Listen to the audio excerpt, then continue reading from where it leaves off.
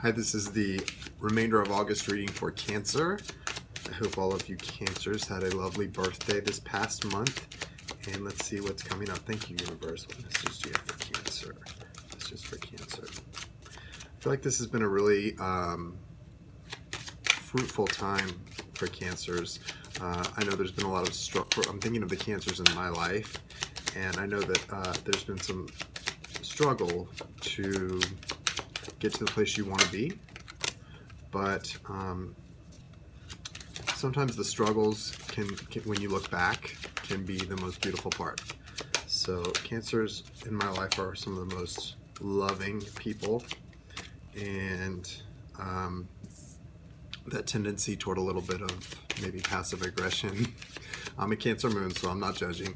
That tendency can come through when we get hurt, so I understand that.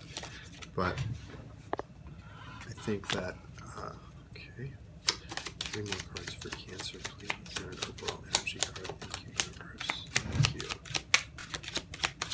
So, yeah.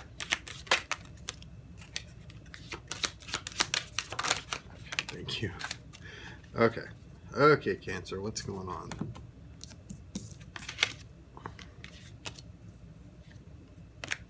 Yep. That's exactly what I was just saying. Okay.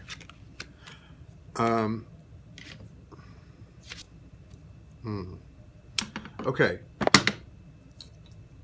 So for the overall energy coming through in this reading is the 6 of Swords. So there seems to be a lot of feeling of movement, of moving on. When I see this card, it doesn't usually mean moving on to me. The Chariot to me means moving on to something new. This card to me means moving towards something specific. Relocation. When I get this card in my own personal readings, it definitely is about relocation. Yeah, see the family. There's a family in this boat moving on somewhere. And there's a lot of unknown in this card. There's a lot of, I mean, the sky is a little gray, so it's almost like the future is a little hazy or clouded, but the overall feeling is, you know, it's almost like the Fool card, taking a leap of faith, but the overall feeling in this card is pack your stuff, let's go. So I feel like there's a lot of that going on for you guys right now in the month of August, or if it's not a physical move, it's a feeling of let's get up and go. Let's make this happen. I see in your recent past you have the Death card and you have the 8 of Swords. So you're coming out of a lot of frustration and you're moving into a lot of truth and clarity. Looking at this layout, you've got Page of Pentacles in your present moment, and also in your current you have the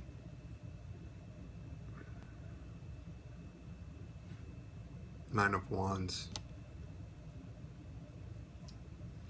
So the good thing about the Nine of Wands here as you come out of this other stuff is not only is the Nine of Wands coming toward the end of a cycle and you're almost finished, but I really like how there's the green and the blue sky and the green, a lot of green. So there's abundance and truth that you're finally able to see from where you're at.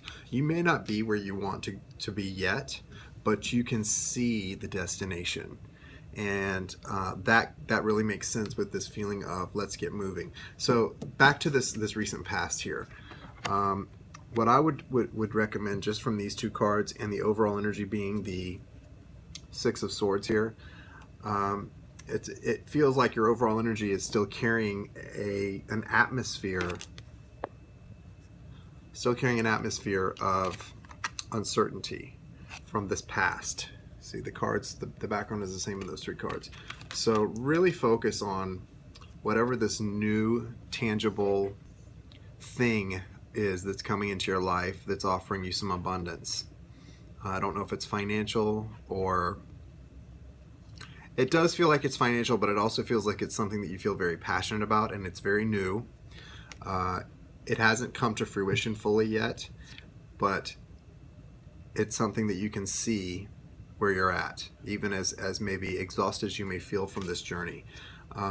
So also the Page of Swords is here, and I know a lot of people in love readings, especially, this comes through as a spying card or someone coming through with a lot of cutting truth and immaturity. That's not what I see here. What I see here is this is surrounding this Nine of Wands is surrounded by the Page of Swords and the Page of Pentacles. So what that feels like to me is a transition.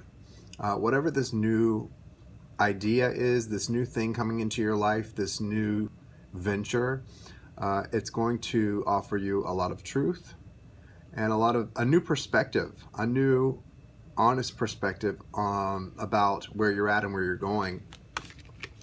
And you also have the Ten of Wands coming through. So this is good stuff. I know, nobody likes to see death, Eight of Swords, Nine of Wands, Ten of Wands, but this is good stuff. This is progress, because your present was the Nine of Wands, and then near future Ten of Wands.